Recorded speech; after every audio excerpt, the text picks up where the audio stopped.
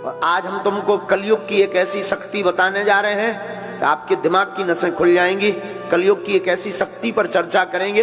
अगर कोई चाहता हो कि हमें कोई हरा ना पाए, घर में, परिवार में, द्वार में, संसार में, समाज में, पॉलिटिक्स में, काम में, धाम में, तो आज की कथा सुन लेना। तुम्हें जिंदगी में कभी हार का मुंह नहीं देखना पड़ेगा।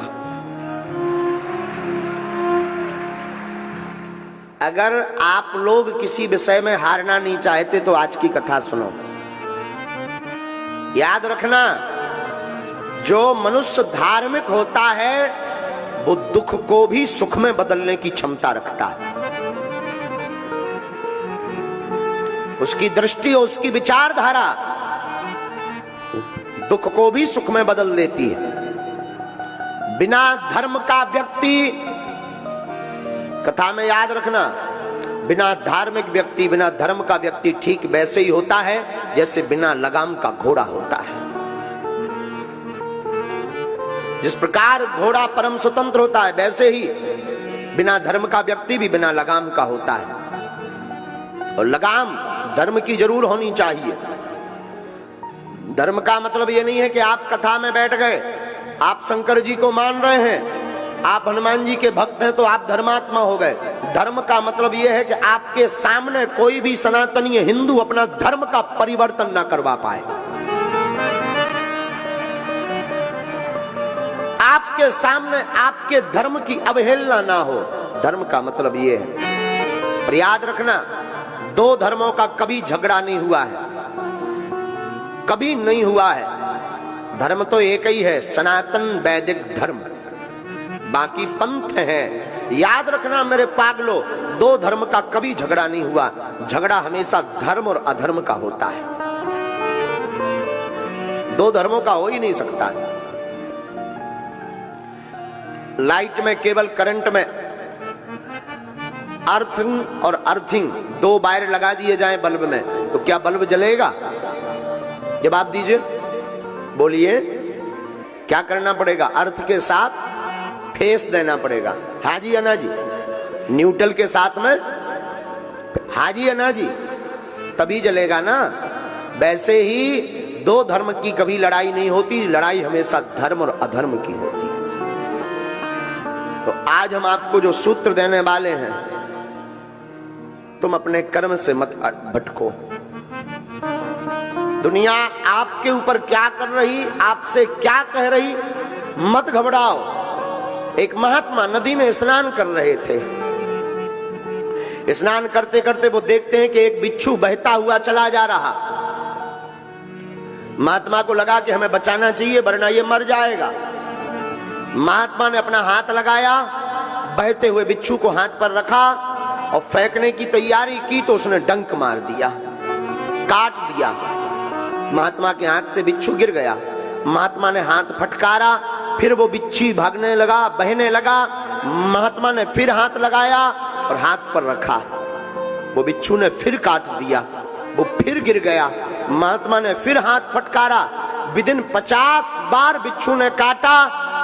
हाथ नीला पड़ गया, जहर चढ़ गया, हाथ में सुन्नपन आने लगा। नदी के किनारे हमारे तुम्हारे जैसा कोई एक सज्जन खड़े हुए थे। उन्होंने कहा, ये बाबा पागल हो क्या तुम? तुम्हारी बुद्धि सठिया गई? वो काट रहा तो तुम उसे ही बचाने का प्रयास कर रहे हैं। ऐसे को मरने दो। क्या जरूरत है उसको बचाने की? जो काट रहा हो, जिसके साथ तुम अच्छा कर रहे हैं, वो बुरा कर रहा है, तो क्या आवश्यकता है उसको बचाने की? क्या जरूरत है उसको हाथ पर रखने की? क्या आवश्यकता है?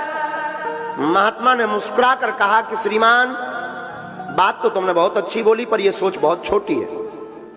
श्रीमान, याद रखो, जब वो बिच्छू अपनी प्रवृत्ति नहीं छोड़ सकता, बिच्छू जब काटना नहीं छोड़ सकता, तो साधु बचाना कैसे छोड़ देवे? वो अपना काम कर रहा, हम अपना काम कर रहे। वो मरते मरते भी अपनी आदत नहीं छोड़ रहा और हम जीते जीते अपनी आदत छोड़ दें। इसलिए मेरे पागलों, दुनिया का काम कहना है। उनको आदत पड़ी है कि तुमको कुछ ना कुछ वो बोलेंगे बोलेंगे बोलेंगे, लेकिन तुम्हारी जिम्मेवारी है दुनिया को बोलने दो। तुम डिगना नहीं, तुम बहकना नहीं, तुम अपने रास्ते पर बढ़ते कदम चले जाना, एक दिन मंजिल अवश्य मिल जाएगी। चाहे वो मंजिल परमात्मा को पाने की हो, या वो मंजिल आपकी जिंदगी की हो, या कोई पद पाने की मंजिल हो, या प्रतिष्ठा पाने की मंजिल हो, या भगवान को पाने की मंजिल हो, लोगों को कहने देना। लोग कहते रहेंगे, तुम बढ़ते जाना और एक दिन मंजिल पा जाओगे मेरे पागलों। आदत मत छोड़ना, लोगों के कहने पर तुम बहक मत जाना, लोगों को कहने पर तुम हट मत जाना। याद रखना, अहिंसा धर्म है।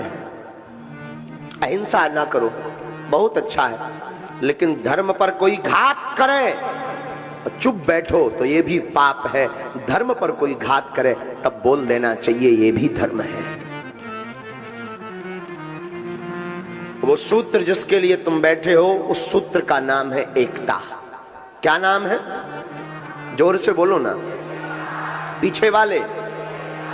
त्रेतायाम मंत्रम शक्तिश्च ज्ञान शक्ति कृते युगे, द्वापरे युद्ध शक्तिश्च संघे शक्ति कलियुगे। त्रेता युग में मंत्र की शक्ति थी, सतयुग में ज्ञान की शक्ति थी।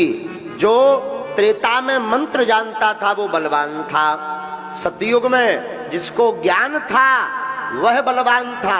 पर द्वापरे युद्ध शक्तिश्च, द्वापर युग में जो युद्ध जीतने की कला जानता था वह बलवान था। लेकिन कलयुग में ये तीनों नहीं है। कलयुग में संघे शक्ति कलयुगे, कलयुग में एकता ही शक्ति है, वही बलवान है।